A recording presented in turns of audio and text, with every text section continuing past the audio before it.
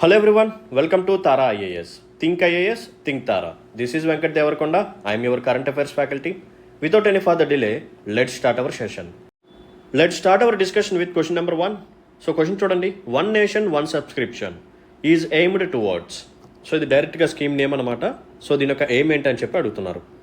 Options చూడండి, creating a unified digital platform for government services, standardising the curriculum across educational institutions in India, merging the different subscription plans of the OTT platforms in India, centralizing access to research articles and journal publication for government higher education institutions. So ONOS దీని యొక్క aim ఏంటి? Subscription అంటే ఏంటి? So Amazon సబ్స్క్రిప్షనా, లేకపోతే నెట్ఫ్లిక్సా, హాట్స్టారా, okay, so G5 etcetera. So దానికి సంబంధించినదా? No. Then what is it? Let me explain. So యాక్చువల్గా రీసెంట్గానే దీనికి అప్రూవల్ అనేది వచ్చింది క్యాబినెట్ నుంచి, one nation one subscription. So దీనికి అప్రూవల్ ఇచ్చిన అమౌంట్ వచ్చేసరికి 6,000 crores. అండ్ ఈ పర్టికులర్ ప్రోగ్రామ్ని 3 years వరకు ఇంప్లిమెంట్ చేయబోతున్నారనమాట. సో 3 years ఒక టైం పీరియడ్ వచ్చేసరికి 2025, 2026 as well as 2027. So that ఈ పర్టికులర్ ప్రోగ్రామ్ ఏదైతే ఉందో ఇది Jan 1, 2025 నుంచి ఇంప్లిమెంటేషన్లోకి వస్తుంది. So what is the aim? ఈ పర్టికులర్ ప్రోగ్రామ్ని ఎందుకు తీసుకొచ్చారు? సో దీని యొక్క మెయిన్ మోటో ఏంటంటే హయ్యర్ ఎడ్యుకేషన్ ఇన్స్టిట్యూషన్స్, ముఖ్యంగా central government as well as state government, ఓకేనా. సో వీటితో పాటు సెంట్రల్ గవర్నమెంట్కి సంబంధించిన రీసెర్చ్ అండ్ డెవలప్మెంట్ ఇన్స్టిట్యూషన్స్, ఈ 3 segmentsకి యాక్సెస్ని ప్రొవైడ్ చేస్తారనమాట. సార్ దేనికి సంబంధించిన యాక్సెస్? సో యాక్సెస్ వచ్చేసరికి జర్నల్స్ అనమాట. సో పబ్లిష్ చేసిన జర్నల్స్ ఏవైతే ఉన్నాయో వాటిని ఫ్రీగా చదవడానికి ఇప్పుడు యాక్సెస్ అనేది వస్తుంది. సో ఇప్పటివరకు ఏంటంటే మనం ఆన్లైన్లోకి వెళ్ళి సో స్ప్రింగర్ కానీ, ఓకేనా, సో దీంతోపాటు ఎల్సెవియర్ అని చెప్పి ఉంటుంది, టైలర్ అండ్ ఫ్రాన్సిస్ ఉంటుంది, IEEE అని చెప్పి ఉంటుంది. ఇలా డిఫరెంట్ పబ్లిషర్స్ ఉంటారు. వాళ్ళు ఏం చేస్తారు? జర్నల్స్ని పబ్లిష్ చేస్తారు. సో వాళ్ళు పబ్లిష్ చేసిన జర్నల్స్ని మనం చదవాల్సి వస్తే we have to pay some amount. ఇప్పుడు ఎటువంటి పేమెంట్ లేకుండా ఈ ఇన్స్టిట్యూషన్స్ ఏవైతే ఉన్నాయో nothing but central government, state government as well as central గవర్నమెంట్కి సంబంధించిన రీసెర్చ్ అండ్ డెవలప్మెంట్ ఇన్స్టిట్యూషన్స్ ఫ్రీగా ఈ జర్నల్స్ని యాక్సెస్ చేసుకోవచ్చు. ఐ హోప్ మీ అందరికీ జర్నల్స్ గురించి తెలుసని అనుకుంటున్నాను. సో ముఖ్యంగా బీటెక్ కానీ ఈ డిగ్రీ ఫినిష్ చేసిన వాళ్ళు సో ఫైనల్ ఇయర్స్లో ప్రాజెక్ట్స్ చేస్తారు కదా. సో ప్రాజెక్ట్ చేసిన తర్వాత కొన్నిసార్లు మనం పబ్లిష్ చేయించాలి. సో పబ్లిష్ చేయించడం కోసం ఇంటర్నేషనల్ పబ్లిషర్స్ ఎవరైతే ఉన్నారో వాళ్ళకి మనం పేమెంట్ చేయాలి. సో ఎల్సెవియర్ సైన్స్ డైరెక్ట్ అని చెప్పి ఒక పబ్లికేషన్ ఉంటుంది, స్ప్రింగర్ అని చెప్పి ఒకటి ఉంటుంది, దీన్ని ఎక్కువగా యూజ్ చేస్తూ ఉంటారు. Next one Taylor and Francis, IEEE. ఇండియాలో ఎక్కువగా యూజ్ చేసేది IEEE as well as Springer. Most of the engineering colleges వీటిని యూజ్ చేసి వాళ్ళ యొక్క ప్రాజెక్ట్స్ని పబ్లిష్ చేస్తూ ఉంటారు. సో పబ్లిష్ చేసేటప్పుడు మనం సమ్ అమౌంట్ పే చేయాలి, యాజ్ వెల్ as వేరే వాళ్ళు పబ్లిష్ చేసిన జర్నల్స్ని మనం చదవడానికి కూడా we have to pay some amount, లేదా సబ్స్క్రిప్షన్ అనేది తీసుకోవాలి. Same like Amazon prime, Netflix అలా అనమాట. సో ఇప్పుడు మనకి వచ్చే బెనిఫిట్ ఏంటంటే ఈ central government as well as state government and R&D ఇన్స్టిట్యూషన్స్కి ఫ్రీగా యాక్సెస్ అనేది వస్తుంది. సో దట్ అరౌండ్ 13,000 జర్నల్స్ని వీళ్ళు ఇప్పుడు యాక్సెస్ చేసుకోవచ్చు. ఇలా ఎన్ని ఇన్స్టిట్యూషన్స్కి ఇప్పుడు బెనిఫిట్ జరుగుతుంది అంటే ఇండియాలో అరౌండ్ 6,300 ఇన్స్టిట్యూషన్స్కి ఈ పర్టికులర్ ప్రోగ్రామ్ ద్వారా బెనిఫిట్ అనేది జరుగుతుంది. మరి ఈ ప్రోగ్రామ్ని కోఆర్డినేట్ చేయడానికి ఎవరు వర్క్ చేస్తారు అంటే there is an organisation called INFLIBNET. ఇది ఒక ఆర్గనైజేషన్ అనమాట. It comes under university grants commission, UGC కింద ఇది వర్క్ చేస్తుంది. సో INFLIBNET అంటే ఫుల్ ఫామ్ వచ్చేసరికి information and library network centre. ఇది గాంధీనగర్లో ఉంటుందన్నమాట, ఓకేనా. సో సెంట్రల్ గవర్నమెంట్కి సంబంధించిన ఇన్స్టిట్యూషన్స్కి ఇది ఒక లైబ్రరీ లాగా యాక్ట్ చేస్తుంటుంది, ఒక లైబ్రరీ నెట్వర్క్ని క్రియేట్ చేస్తుంటుంది. సో ఇప్పటి వరకు ఈ లైబ్రరీలో ఉన్న జర్నల్స్ ఏవైతే ఉన్నాయో వాటికి మాత్రమే యాక్సెస్ అనేది ఉండేది. ఇప్పుడు అలా కాకుండా అరౌండ్ 13,000 ఇంటర్నేషనల్ జర్నల్స్కి ఇప్పుడు మనకి యాక్సెస్ అనేది ఉంటుంది. సో ఈ జర్నల్స్ని మనం యాక్సెస్ చేసుకున్నప్పుడు, వాటిని చదివినప్పుడు మనకి ఎక్కువగా ఇన్సైట్స్ అనేవి వస్తుంటాయి. సో దట్ సైంటిఫిక్ ఎడ్యుకేషన్ పరంగా చాలా యూజ్ అవుతుందన్నమాట. సో దానికోసం ఇది తీసుకొచ్చారు. సో ఈ particular one nation one subscription అనే స్కీమ్ ఏదైతే ఉందో ఇది ఏ ప్రోగ్రామ్స్తో అలైన్ అయ్యి ఉంటుంది, ఇది కూడా ఇంపార్టెంట్. సో ఫస్ట్ వన్ వచ్చేసరికి నేషనల్ ఎడ్యుకేషన్ పాలసీ 2020. సో దీంట్లో ఉన్న ఆబ్జెక్టివ్స్ని మనం సక్సెస్ఫుల్గా ఇంప్లిమెంట్ చేయడం కోసం ఈ ONOS అనే స్కీమ్ని తీసుకొచ్చారు. Next one Viksit Bharat @ 2047. So developed India లాగా మార్చాలి అంటే ఇన్నోవేషన్ పెరగాలి. అవునా. So scientific research and development కూడా ఎక్కువగా ఇంప్రూవ్ అవ్వాలి. సో వాటిలో ఉన్న ఆబ్జెక్టివ్స్, ఆ గోల్స్ని కూడా ఇంప్లిమెంట్ చేయడం కోసం ONOSని మనం తీసుకొచ్చాం. ఓకేనా, రైట్. సో ఇప్పుడు మనం క్వశ్చన్ని సాల్వ్ చేద్దాం పదండి. ఆప్షన్ చూడండి. Creating a unified digital platform for government services, no. Standardising the curriculum, no. OTT అసలు కాదు. So centralising access to research articles and journal publication for home government higher education institutions. So ఇక్కడ చెప్పాను కదా, higher education institutions belongs to central government as well as state government. So option D is the right answer for this particular question. So budget outlay 6,000 crores, 3 years వరకు implement చేస్తారు. ఎప్పటి నుంచి start అవుతుంది? January 1st, 2025 నుంచి start అవుతుంది. So 2025, 2026, 2027. Is this clear? Right. Let's look at question number 2. Consider the following statements. Statement 1, Statement 2. First statement చూడండి. Peatlands contribute approximately 10% of the total global carbon dioxide emissions annually due to degradation. So peatlands ఏవైతే ఉన్నాయో ఇవి degrade అవటం ద్వారా గ్లోబల్గా జరిగే CO2 ఎమిషన్స్లో 10% contribute చేస్తుంది అంటున్నారు. ఆలోచించండి. Second statement. The global peatland hotspot atlas identifies human activities as the primary cause of peatland degradation and CO2 emissions. So గ్లోబల్గా ఉన్న పీట్లాండ్స్ ఏవైతే ఉన్నాయో ఇవి డీగ్రేడ్ అవడానికి ప్రైమరీ కాజ్ ఏంటంటే హ్యూమన్ యాక్టివిటీస్, మనం చేసే యాక్టివిటీస్ అన్నమాట. సో ఈ యాక్టివిటీస్ ద్వారానే పీట్లాండ్స్ అనేవి డీగ్రేడేషన్ అయిపోతున్నాయి, కార్బన్ డైఆక్సైడ్ ఎమిషన్స్ జరుగుతున్నాయి అని చెప్పి అంటున్నారు. సో కింద ఆప్షన్స్ ఇచ్చారు, ఇవన్నీ తెలిసినదే. సో స్టేట్మెంట్ 1, స్టేట్మెంట్ 2 రెండు కరెక్టే. సో స్టేట్మెంట్ 2 ఏదైతే ఉంది correct explanation of statement 1. So ఇవన్నీ తెలిసినాయి కదా. సో వీడియోని పాజ్ చేసి సాల్వ్ చేయడానికి ట్రై చేయండి. So what is the context? Let me explain. So first of all context వచ్చేసరికి global peatland hotspot atlas 2024. So దీన్ని రీసెంట్గా రిలీజ్ చేశారు. ఎవరు రిలీజ్ చేశారు అంటే United Nations environment programmes. So వీళ్ళు రిలీజ్ చేయడం జరిగింది. సో ఆ నేపథ్యంలో ఈ క్వశ్చన్ని మనం పికప్ చేసుకోవడం జరిగింది. సో ఈ అట్లాస్ యొక్క పర్పస్ ఏంటి, అసలు ఎందుకు దీన్ని రిలీజ్ చేస్తారు? సో ఈ అట్లాస్ ద్వారా మనకి డేటాని ప్రొవైడ్ చేస్తారన్నమాట. అండ్ దీని ద్వారా మనకి ఇన్సైట్స్ని కూడా ప్రొవైడ్ చేయడం జరుగుతుంది. దేనికి సంబంధించిన డేటా, దేనికి సంబంధించిన ఇన్సైట్స్. సో పీట్లాండ్స్ యొక్క స్టేట్ ఎలా ఉంది, ఓకేనా. సో పీట్లాండ్స్ యొక్క స్టేట్ ఎలా ఉంది, దాని యొక్క కవరేజ్ ఎలా ఉంది, అండ్ ఈ పీట్లాండ్స్ ఫేస్ చేస్తున్న థ్రెట్స్ ఏంటి, లైక్ హ్యూమన్ యాక్టివిటీస్ కానీ, పొల్యూషన్ కానీ, ఎక్సెట్రా ఎక్సెట్రా. అండ్ మనకి ఉన్న ఆపర్చునిటీస్ ఏంటి, దేనికి సంబంధించిన ఆపర్చునిటీస్, ఈ పీట్లాండ్స్ ఏవైతే ఉన్నాయో వాటిని ఎలా మనం కన్జర్వ్ చేయాలి, ఎటువంటి సస్టైనబుల్ మెజర్స్ని మనం ఫాలో అవ్వాలి, ఇవన్నీ ఈ గ్లోబల్ పీట్లాండ్స్ హాట్స్పాట్ అట్లాస్లో ప్రొవైడ్ చేస్తారు. సో ఎవరు రిలీజ్ చేశారు? UNEP. ఇది ఒక స్టేట్మెంట్ లాగా వచ్చే ఛాన్స్ ఎక్కువగా ఉంది.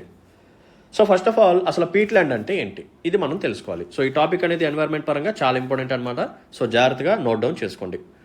సో ఫస్ట్ ఆఫ్ ఆల్ పీట్లాండ్ అనేది ఒక టైప్ ఆఫ్ వెట్లాండ్, ఓకేనా. సో వెట్లాండ్లోనే ఒక టైప్ వచ్చేసరికి పీట్లాండ్ అనమాట.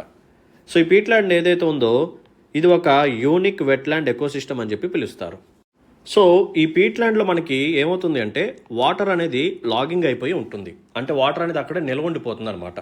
సో ఎప్పుడైతే వాటర్ అనేది అక్కడే నిల్వండిపోతుందో అక్కడ జరిగే ప్లాంట్ డీకంపోజిషన్ ప్రాసెస్ అనేది స్లో డౌన్ అవుతుంది, ఓకేనా. అందుకని మనకి ప్లాంట్ అనేది అంత తొందరగా డీకంపోజ్ అయిపోదు, అలాగే ఉంటుంది ఈ వాటర్ లాగడ్ ఏరియాలో. సో అందుకని ఈ పీట్లాండ్స్లో మనకి కనిపించే ఆర్గానిక్ మ్యాటర్ ఎలా ఉంటుంది అంటే partially decade organic matter. I hope మీరు అందరూ కోల్ గురించి చదివినప్పుడు టైప్స్ ఆఫ్ కోల్స్ కూడా మీరు చదివే ఉంటారు. Peat, lignite, bituminous as well as anthracite. ఈ 4 టైప్స్ ఆఫ్ కోల్లో పీట్ వచ్చేసరికి చీపెస్ట్ క్వాలిటీ అనమాట. సో దీంట్లో కార్బన్ కంటెంట్ అనేది తక్కువగా ఉంటుంది, దీని ద్వారా హీట్ ఎనర్జీ కూడా చాలా తక్కువగా ఉంటుంది. యాజ్ వెల్ యాజ్ యాంథ్రసైట్ ఏదైతే ఉందో ఇది క్వాలిటీ కోల్ అనమాట.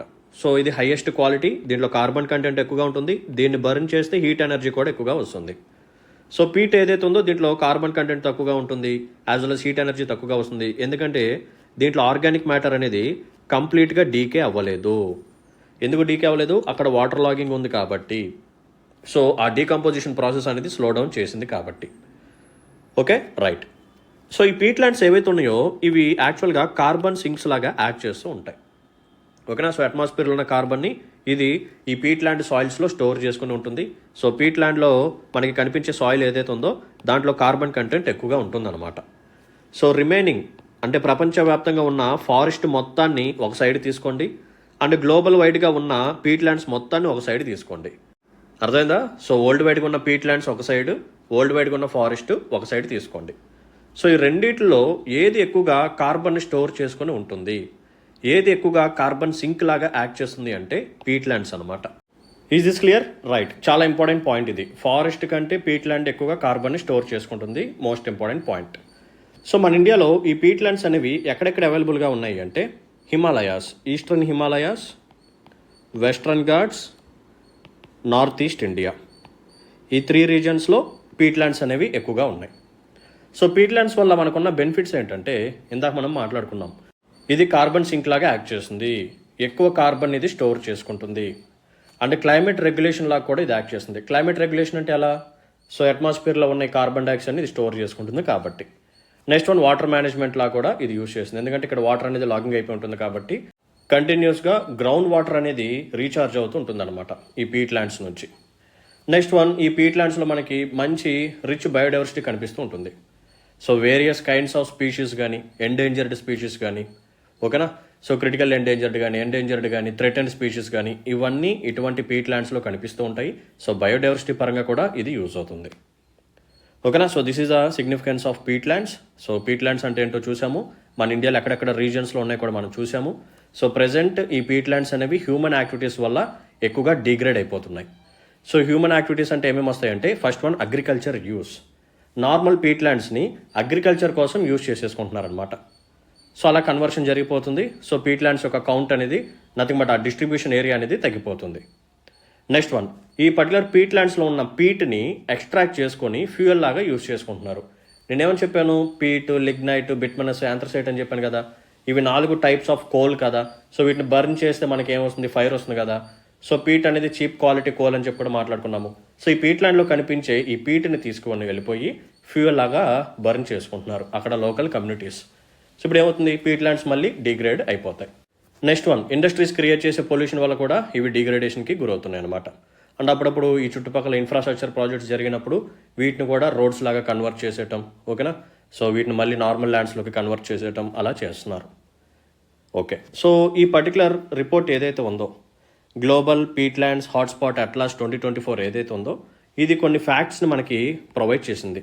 సో ఏంటా ఫ్యాక్ట్స్ అంటే వరల్డ్ వైడ్గా, ఓకేనా, గ్లోబల్ వైడ్గా ఈ పీట్ ల్యాండ్స్ యొక్క డిస్ట్రిబ్యూషన్ ఎంత ఉంది అంటే 488 మిలియన్ హెక్టార్స్. చాలా ఇంపార్టెంట్ పాయింట్ ఇది, మోస్ట్ ఇంపార్టెంట్ ఫ్యాక్ట్. సో ఇది మీకు ప్రిలిమ్స్ యాజ్ వెల్ యాజ్ మెయిన్స్లో యూజ్ అవుతుంది. ఓకేనా. సో వరల్డ్ వైడ్గా 488 మిలియన్ హెక్టార్స్ ఉందన్నమాట పీట్ ల్యాండ్ అనేది. సో ఈ టోటల్గా ఉన్న పీట్ ల్యాండ్లో 12% పీట్ ల్యాండ్ అనేది డిగ్రేడ్కి గురైంది. ఓకేనా. సో ఈ 488 మిలియన్ హెక్టార్స్ని 100%గా తీసుకుంటే దాంట్లో 12% పీట్ ల్యాండ్ అనేది ఆల్రెడీ డిగ్రేడేషన్కి గురైంది.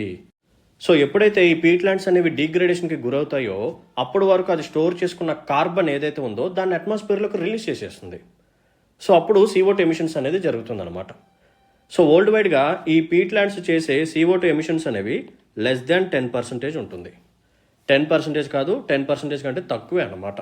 సో ఈ పీట్ ల్యాండ్స్ యాన్యువల్గా ఎంత CO2 ఎమిషన్స్ చేస్తాయి సార్ అంటే 1941 మెట్రిక్ టన్స్. ఓకేనా. సో 1941 మెట్రిక్ టన్స్ని ఇవి యాన్యువల్గా CO2ని రిలీజ్ చేస్తూ ఉంటాయి. ఓకేనా.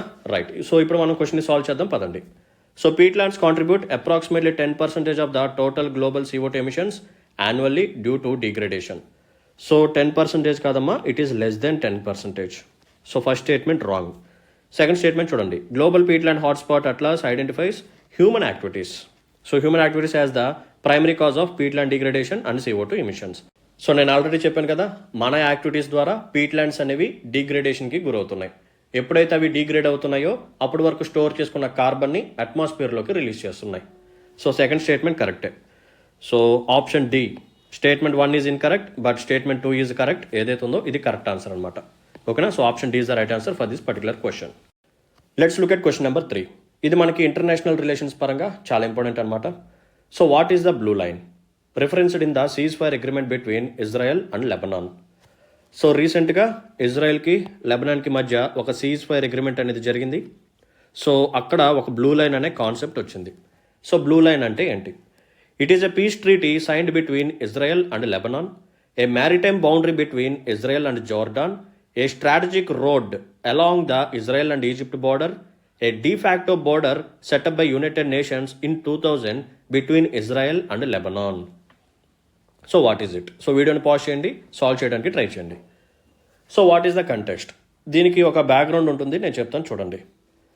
సో ఇజ్రాయెల్ అనే కంట్రీ ఏదైతే ఉందో వీళ్ళు సదరన్ లెబనాన్ని ఆక్యుపై చేయడానికి ట్రై చేశారు. సో ఎప్పుడైతే ఆక్యుపై చేయడానికి ట్రై చేశారో అప్పుడే హెజబొల్లా అని చెప్పి ఒక మిలిటెంట్ గ్రూప్ అనేది ఎమర్జ్ అయింది. సో అప్పటి నుంచి ఈ ఇజ్రాయెల్కి ఈ హెజబొల్లా అనే మిలిటెంట్ గ్రూప్కి మధ్య కంటిన్యూస్గా వార్ అనేది జరుగుతూ ఉండేదన్నమాట. సో ఈ వార్ని బ్రేక్ చేయాలి అని చెప్పి యునైటెడ్ నేషన్స్ వాళ్ళు 2000 ఇయర్లో ఒక కాన్సెప్ట్ తీసుకొచ్చారు. అదేంటంటే బ్లూ లైన్. ఓకేనా, బ్లూ లైన్ అనే కాన్సెప్ట్ని తీసుకొచ్చారు. సో బ్లూ లైన్ అంటే ఏం లేదమ్మా, ఇది ఒక డిమార్కేషన్ లైన్ అన్నమాట. సో దేనికి సంబంధించిన demarcation line? Israel and Lebanon. So Israel యొక్క టెరిటోరియల్ ఏరియా ఎక్కడి వరకు ఉంటుంది, లెబనాన్ యొక్క టెరిటోరియల్ ఏరియా ఎక్కడి వరకు ఉంటుంది. సో ఇది ఒక demarcation line or border line.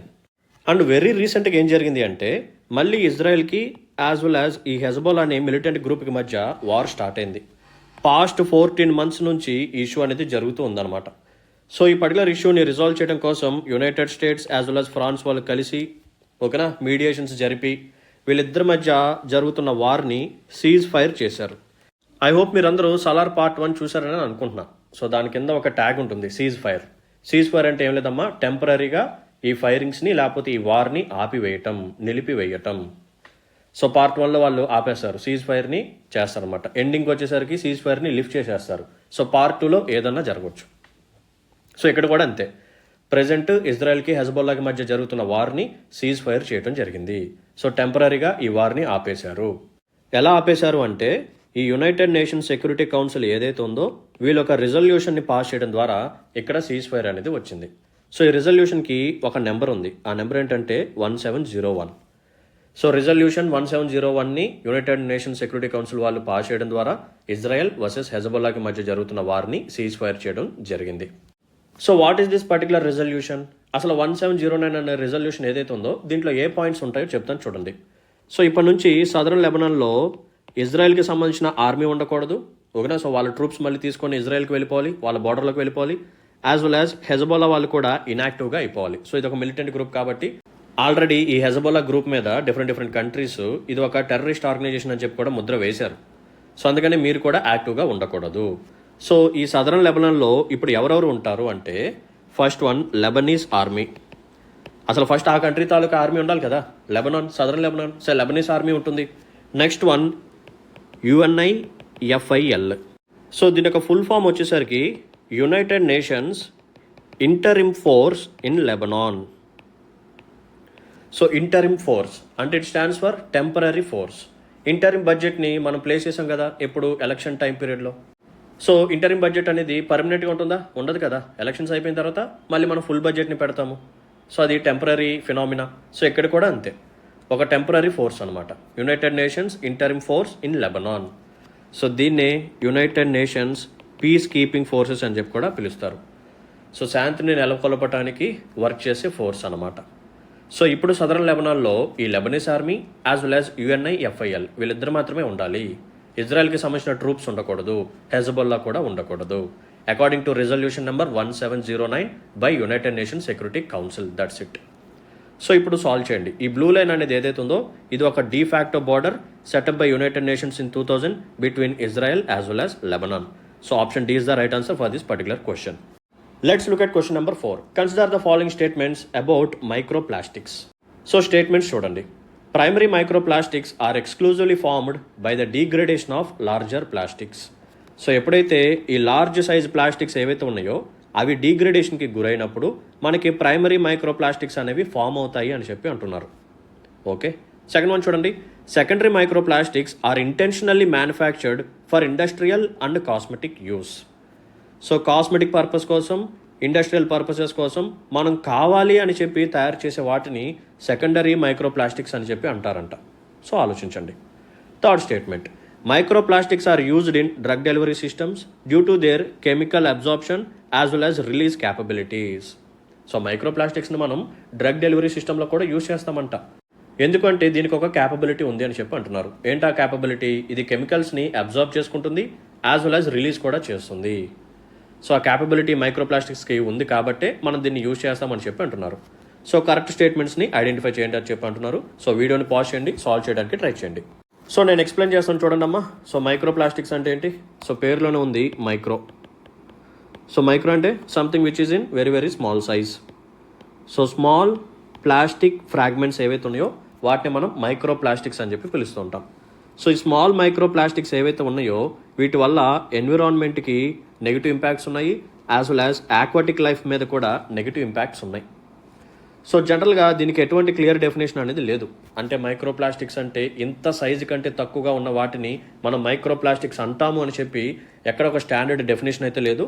But ఒక ఏజెన్సీ వాళ్ళు డెఫినేషన్ ఇచ్చారు. సో ఆ ఏజెన్సీ నేమ్ వచ్చేసరికి European chemical agency. So European chemical agency వాళ్ళు ఇచ్చిన డెఫినేషన్ ప్రకారం ఒక పర్టికులర్ ప్లాస్టిక్ని మైక్రోప్లాస్టిక్ అని చెప్పి ఎప్పుడు అంటాము అంటే దాని యొక్క సైజ్ అనేది 5 మిల్లీమీటర్స్ కంటే తక్కువగా ఉన్నప్పుడు. ఒక ప్లాస్టిక్ యొక్క సైజ్ అనేది 5 మిల్లీమీటర్స్ కంటే తక్కువగా ఉన్నప్పుడు we call it as a microplastic according to European chemical agency. ఇక్కడ వరకు క్లియర్ కదా? రైట్. సో ఈ మైక్రోప్లాస్టిక్స్లో మనకి 2 టైప్స్ ఉంటాయి. సో ఫస్ట్ టైప్ వచ్చేసరికి primary. So what is a primary microplastic? So primary microplastic అంటే ఏం లేదమ్మా. సో దీన్ని మనం ఇంటెన్షనల్గా తయారు చేస్తాం. సో ఇంటెన్షనల్గా తయారు చేసే ప్లాస్టిక్ని మనం ప్రైమరీ మైక్రోప్లాస్టిక్ అంటాము, సెకండరీ మైక్రోప్లాస్టిక్ అని చెప్పి అనము. సో ఎందుకు దీన్ని ఇంటెన్షనల్గా తయారు చేస్తారు అంటే కొన్ని పర్పసెస్ కోసం. ఏంటా పర్పసెస్? కాస్మెటిక్ పర్పస్ ముఖ్యంగా. సో కాస్మెటిక్స్ పరంగా దీన్ని ఎక్కువగా యూజ్ చేస్తారు, యాజ్ వెల్ యాజ్ ఇండస్ట్రీస్లో కూడా యూజ్ చేస్తారు. ఎందుకు ఇండస్ట్రీస్లో యూజ్ చేస్తారు అంటే వీటిని యూజ్ చేసి మనం ఫిషింగ్ నెట్స్ని తయారు చేయొచ్చు, యాజ్ వెల్ యాజ్ టెక్స్టైల్స్లో కూడా యూజ్ చేస్తారనమాట. So it was used in textiles as well as for the manufacturing of fishing nets. ఓకేనా? సో మనం ఇంటెన్షనల్గా తయారు చేసే మైక్రోప్లాస్టిక్స్ని ప్రైమరీ మైక్రోప్లాస్టిక్స్ అంటాం. ఓకే, ఇక్కడ వరకు క్లియర్. సెకండ్ టైప్ వచ్చేసరికి secondary microplastic. So what is it? ఎప్పుడైతే మనకి లార్జ్ ప్లాస్టిక్స్ అనేవి డీగ్రేడేషన్కి గురవుతాయో, డీగ్రేడేషన్ అంటే ఎలా జరుగుతుంది? By weathering. వెదరింగ్ ప్రాసెస్లో ఏమేమి ఉంటాయి? మనకి సన్లైట్ ఉంటుంది, విండ్ ఉంటుంది, ఓషన్ వాటర్ ఉంటుంది. ఓకేనా? సో ఇలా వెదరింగ్ జరిగి ఈ పర్టికులర్ లార్జ్ ప్లాస్టిక్ ఏదైతే ఉందో అది డీగ్రేడేషన్కి గురైనప్పుడు ఇలా చిన్న చిన్న మైక్రో ప్లాస్టిక్స్ లాగా కన్వర్ట్ అవుతుందన్నమాట. సో డీగ్రేడేషన్ ద్వారా క్రియేట్ అయిన దాన్ని సెకండరీ మైక్రో ప్లాస్టిక్ అంటాం. అంటే ఒక లార్జ్ ప్లాస్టిక్ అనేది స్మాల్ ఫ్రాగ్మెంట్స్ ఆఫ్ ప్లాస్టిక్స్ లాగా మారితే we call it a secondary. మనం ఇంటెన్షనల్గా తయారు చేస్తే ప్రైమరీ. సో ఈ మైక్రో ప్లాస్టిక్స్ వల్ల చాలా నెగిటివ్ ఇంపాక్ట్స్ ఉన్నాయని చెప్పాను కదా. So what are they? So main negative impact వచ్చేసరికి బయో అక్యుములేషన్. సో ఎప్పుడైతే ఒక పర్టికులర్ స్పీషీస్, ఒక లివింగ్ ఆర్గానిజం ఈ మైక్రో ప్లాస్టిక్స్ని కన్జ్యూమ్ చేసుకుంటాయో, అంటే మైక్రో ప్లాస్టిక్స్ అనేవి మనకి అంత తొందరగా కనపడవు కదా. సో నేకెడ్ ఐకి అంత విజిబుల్గా ఉండదు. సో ఎప్పుడైతే యానిమల్స్ లాంటి లివింగ్ ఆర్గానిజమ్స్ వీటిని కన్జ్యూమ్ చేసుకుంటాయో వాటి యొక్క టిష్యూస్లో ఇవి స్టోర్ అయిపోతూ ఉంటాయి, అక్యుములేట్ అయిపోతూ ఉంటాయి. తర్వాత ఫుడ్ చైన్ ద్వారా ఈ యానిమల్ని ఇంకొక యానిమల్ తినొచ్చు, ఈ యానిమల్ని మనం కన్జ్యూమ్ చేసుకోవచ్చు యాజ్ ఎ హ్యూమన్స్. ఇప్పుడు మన హ్యూమన్స్లో కూడా ఇది అక్యుములేట్ అవుతూ ఉంటుంది. మైక్రో ప్లాస్టిక్స్ మన టిష్యూస్లో కూడా అక్యుములేట్ అవుతుంటాయి. తర్వాత సీరియస్ హెల్త్ ఇష్యూస్ అనేవి వస్తాయి. ముఖ్యంగా గట్ హెల్త్ అనేది చాలా డ్యామేజ్ అయిపోతుంది అనమాట. ఓకేనా? So the biggest drawback of micro plastics ఏంటంటే బయో అక్యుములేషన్. సో దీని ద్వారా ఎంటైర్ ఫుడ్ చైనే సఫర్ అవుతుంది అనమాట. ఓకే, బట్ మైక్రో ప్లాస్టిక్స్ వల్ల కొన్ని అప్లికేషన్స్ కూడా ఉన్నాయి. సో వీటి మీద క్వశ్చన్స్ వచ్చే ఛాన్సెస్ ఎక్కువగా ఉన్నాయి. సో యాక్చువల్గా ఈ మైక్రో ప్లాస్టిక్స్ అనేది సైన్స్ అండ్ టెక్నాలజీ పరంగా చాలా ఇంపార్టెంట్ టాపిక్ ఇది. సో సైన్స్ అండ్ టెక్నాలజీలో ఎప్పుడు అప్లికేషన్స్ మీద క్వశ్చన్స్ అనేవి రెగ్యులర్గా వస్తూనే ఉంటాయి. సో మైక్రో ప్లాస్టిక్స్ యొక్క అప్లికేషన్స్ ఏంటో 1 by 1 మనం ఇప్పుడు డీటెయిల్గా చూద్దాం. సో ఫస్ట్ అప్లికేషన్ వచ్చేసరికి medical as well as pharmaceutical. So ఈ ఫీల్డ్లో కూడా దీన్ని యూజ్ చేస్తాం. ఎలా యూజ్ చేస్తామంటే ఫర్ డ్రగ్ డెలివరీ. సో ఎందుకు మనం దీన్ని డ్రగ్ డెలివరీలో యూజ్ చేస్తామంటే దీనికి ఒక కెపాసిటీ ఉంది. ఏంటా కెపాసిటీ? ఇది కెమికల్స్ని అబ్జర్బ్ చేసుకుంటుంది, యాజ్ వెల్ యాజ్ టైం వచ్చినప్పుడు రిలీజ్ కూడా చేస్తుంది. సో ఇది కెమికల్స్ని అబ్జర్బ్ చేసుకుంటుంది. సో దీన్ని మనం యూజ్ చేస్తాము ఒక డ్రగ్లో పెట్టి. సో ఆ డ్రగ్ వెళ్తుంది, ఎక్కడైతే రిలీజ్ చేయాలో అక్కడ రిలీజ్ చేస్తుంది అనమాట. సో టార్గెటెడ్ డ్రగ్ డెలివరీ అని చెప్పి పిలుస్తాం. We call it as targeted drug delivery mechanism.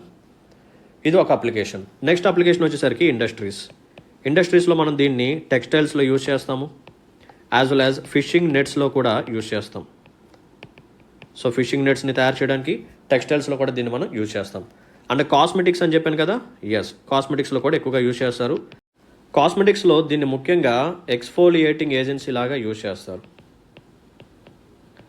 Exfoliating agents. So ముఖ్యంగా ఈ ఎక్స్ఫోలియేషన్ అనే పదం గర్ల్స్కి ఎక్కువగా తెలుసు అనమాట. ఎలా అంటే facial scrubs, of course boys కూడా యూజ్ చేస్తారు, నేను కూడా యూజ్ చేస్తాను. సో ఫేషియల్ స్క్రబ్స్ కానీ టూత్పేస్ట్ కానీ వీటిలో దీన్ని ఎక్స్ఫోలియేటింగ్ ఏజెంట్స్ లాగా యూజ్ చేయడం జరుగుతుంది. ఓకేనా. So these are the important applications of microplastics. Medicinal, pharmaceutical, textiles, fishing nets as well as కాస్మెటిక్స్లో దీన్ని ఎక్స్ఫోలియేటింగ్ ఏజెంట్స్ లాగా యూజ్ చేయడం జరుగుతుంది. అండ్ నెక్స్ట్ ఫైనల్గా మోస్ట్ ఇంపార్టెంట్ పాయింట్ ఏంటంటే ఈ మైక్రోప్లాస్టిక్స్ ఏవైతే ఉన్నాయో they are not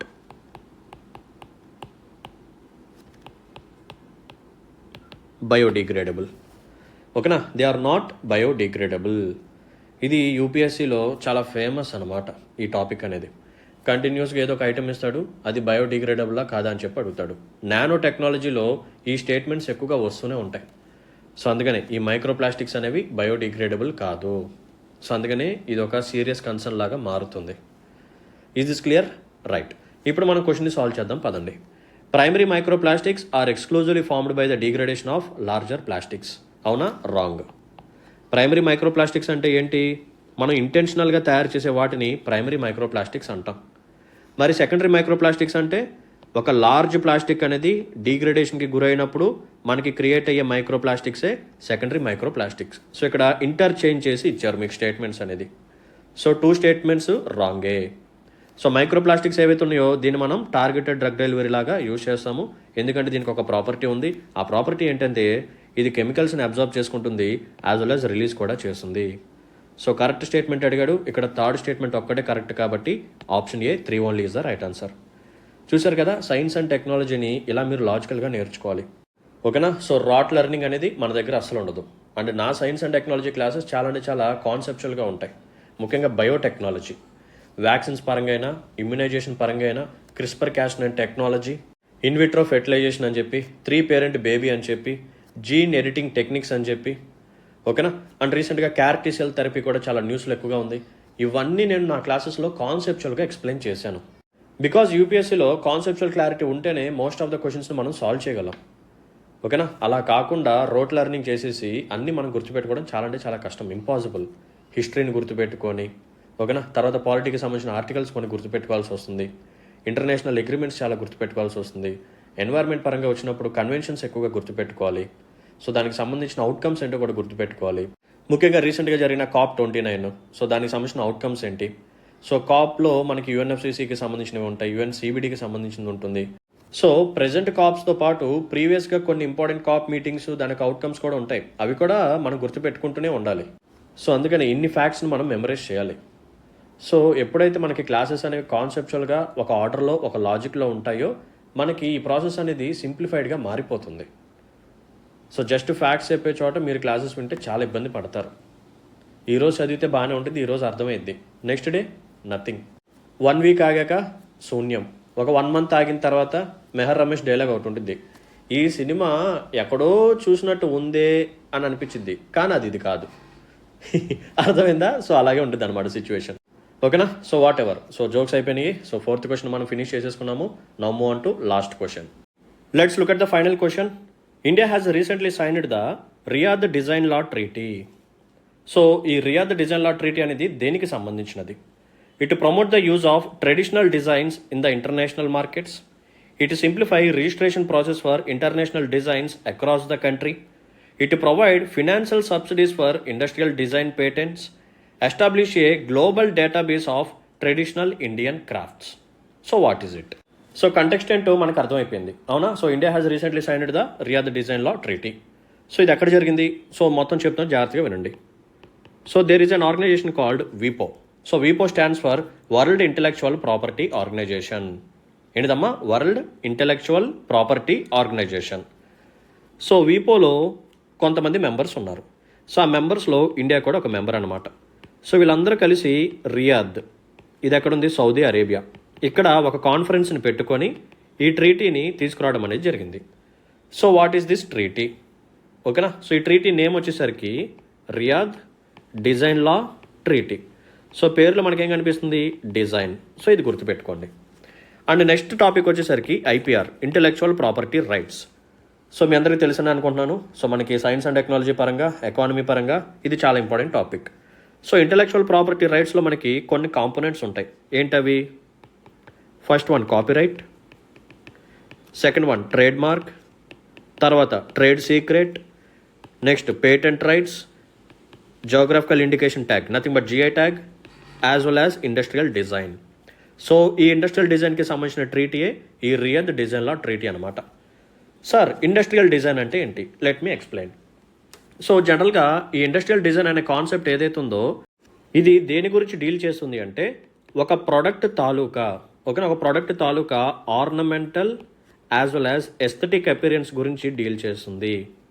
sir ornamental or aesthetic appearance అంటే ఏంటి చెప్తాను చూడండి. ఒక ప్రోడక్ట్కి ఒక షేప్ అనేది ఉంటుంది, ఒక కలర్ అనేది ఉంటుంది, ఒక ప్యాటర్న్ అనేది ఉంటుంది. ఓకేనా. సో వీటిని మనం ప్రొటెక్ట్ చేసుకోవచ్చు అనమాట. జస్ట్ ఫర్ ఎగ్జాంపుల్ కోకోకోలా తీసుకోండి. సో మీరు కోకోకోలాకి సంబంధించిన బాటిల్ తీసుకోండి, glass bottle, old one. So దాని యొక్క షేప్ అనేది ఒకలాగా ఉంటుంది. ఓకేనా. దాని మీద ప్యాటర్న్స్ కూడా ఉంటాయి, లైన్స్, అండ్ దానికి ఒక కలర్ కూడా ఉంటుంది. సో షేప్, కలర్, ప్యాటర్న్స్, వీటి గురించి మనం ప్రొటెక్షన్ అనేది తీసుకోవచ్చు అనమాట. అంటే అది ఒక డిజైన్ కాబట్టి ఆ డిజైన్ వేరే వాళ్ళు కాపీ చేయకుండా దాన్ని మనం ప్రొటెక్ట్ చేసుకోవచ్చు. సో కేవలం ఈ కోకోకోలా బాటిల్స్ ఇక్కడ వరకే కాదు. సో దీన్ని మనం ఎక్కడెక్కడ ఇంప్లిమెంట్ చేయొచ్చు అంటే ప్యాకేజింగ్ విషయంలో కూడా. అంటే మనం చేసే ప్యాకేజింగ్, దాని యొక్క షేప్ కానీ, దాని యొక్క ప్యాటర్న్స్ కానీ, సో ఇక్కడ కూడా మనం ప్రొటెక్షన్ చేసుకోవచ్చు. ఫర్నిచర్ పరంగా కూడా మనం ప్రొటెక్షన్ చేసుకోవచ్చు.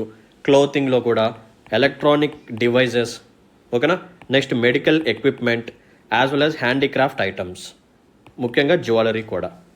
సో ఈ ప్రొడక్ట్స్ ఏవైతే ఉన్నాయో వీటి తాలూకా ornamental aspects as well as aesthetic aspects, వీటన్నిటిని మనం డీల్ చేయొచ్చు అనమాట ఈ ఇండస్ట్రియల్ డిజైన్ పరంగా. సో ఇక్కడ ఇండస్ట్రియల్ డిజైన్ పరంగా మోస్ట్ ఇంపార్టెంట్ పాయింట్ ఒకటి మీరు గుర్తుపెట్టుకోవాలి. అదేంటంటే ఈ ఇండస్ట్రియల్ డిజైన్ ప్రకారం మీరు కేవలం ఈ ఆర్నమెంటల్ ఆస్పెక్ట్స్ లేదా ఎస్థెటిక్ ఆస్పెక్ట్స్ ఏవైతే ఉన్నాయో వీటిని మాత్రమే మీరు ప్రొటెక్ట్ చేసుకోగలరు. బట్ వీటి యొక్క ఫంక్షనల్ ప్రాపర్టీస్ ఏవైతే ఉన్నాయో వాటిని మాత్రం ప్రొటెక్ట్ చేయడానికి కుదరదు. Just for example medical equipments అని చెప్పి మనం మాట్లాడుకున్నాం. దాంట్లో ఆక్సిజన్ సిలిండర్ కానీ లేకపోతే ఆక్సిజన్ మాస్క్ కానీ మీరు తీసుకోండి. ఆక్సిజన్ మాస్క్ దాన్ని మీరు తయారు చేస్తే ఓకే, అంటే దానికి సంబంధించిన షేప్ కానీ, కలర్ కానీ, ప్యాటర్న్ కానీ మీరు ప్రొటెక్ట్ చేసుకోవచ్చు. బట్ ఆక్సిజన్ మాస్క్ ఏదైతే ఉందో దాని యొక్క ఫంక్షనింగ్ని మీరు మాత్రం ప్రొటెక్ట్ చేసుకోవడానికి కుదరదు. జనరల్గా ఆక్సిజన్ మాస్క్ ఏం చేస్తుంది? మనకి ఆక్సిజన్ని ప్రొవైడ్ చేస్తుంది పేషెంట్స్కి. సో వేరే వాళ్ళు ఆక్సిజన్ మాస్క్ని తయారు చేయకూడదు, ఆక్సిజన్ని ప్రొవైడ్ చేసే మాస్క్ కేవలం నేను మాత్రమే తయారు చేయాలి అని చెప్పి అడగటం కుదరదు. లేదు ఏదైనా ఒక ట్యాబ్లెట్ని తీసుకొచ్చారు, ఒక ట్యాబ్లెట్ని మీరు ఇన్వెంట్ చేశారమ్మా, ఆ ట్యాబ్లెట్ యొక్క ఫంక్షనింగ్ ఏంటంటే హెడేక్. ఓకేనా. సో దానికి మెయిన్ ఫంక్షన్ వచ్చేసరికి అది హెడేక్ని తగ్గిస్తుంది. మీరేం చేయొచ్చు అంటే ఇండస్ట్రియల్ డిజైన్ పరంగా ఆ ట్యాబ్లెట్ యొక్క షేపు, కలరు, ప్యాటర్న్, ఓకేనా, ఇవే ఆర్నమెంటల్ ఆస్పెక్ట్స్, వీటిని మాత్రమే మీరు ప్రొటెక్ట్ చేసుకోగలరు.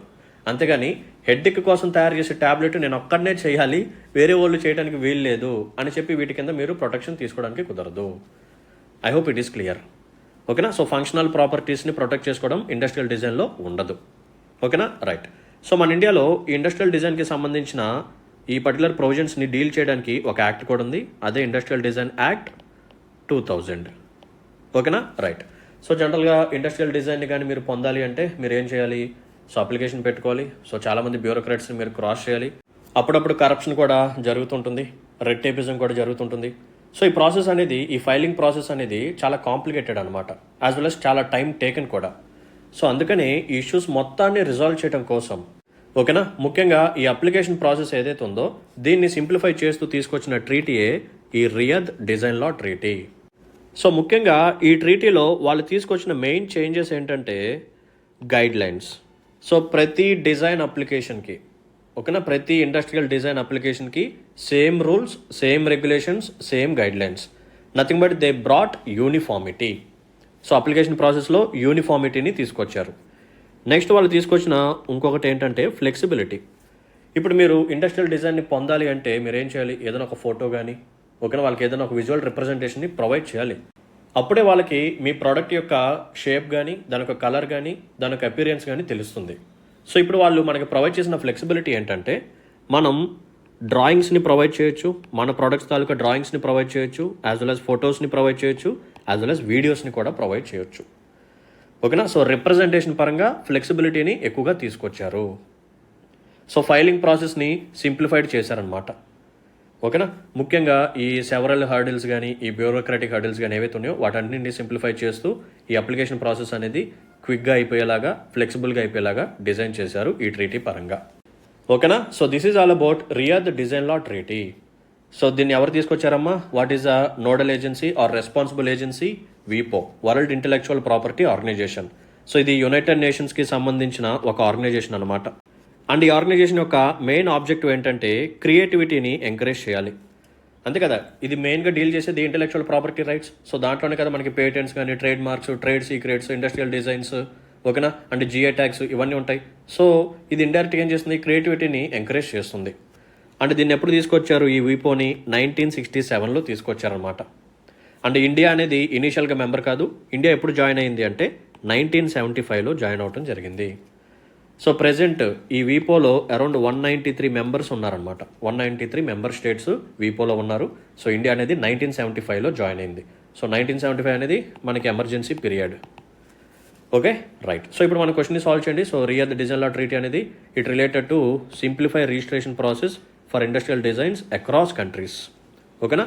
సో మెంబర్ కంట్రీస్ మొత్తంలో సేమ్ ప్రాసెస్, అంతేగాని ఒక కంట్రీలో ఒక ప్రాసెస్, ఇంకో కంట్రీలో ఒక ప్రాసెస్ అలా కాదు. మొత్తం యూనిఫార్మిటీని తీసుకొచ్చారు, యాజ్ వెల్ యాజ్ ఫ్లెక్సిబిలిటీని కూడా తీసుకొచ్చారు. So option B is the right answer for this particular question. So దీంతో మనం సక్సెస్ఫుల్గా ఈరోజు కరెంట్ అఫైర్స్ని ఫినిష్ చేసుకున్నాము.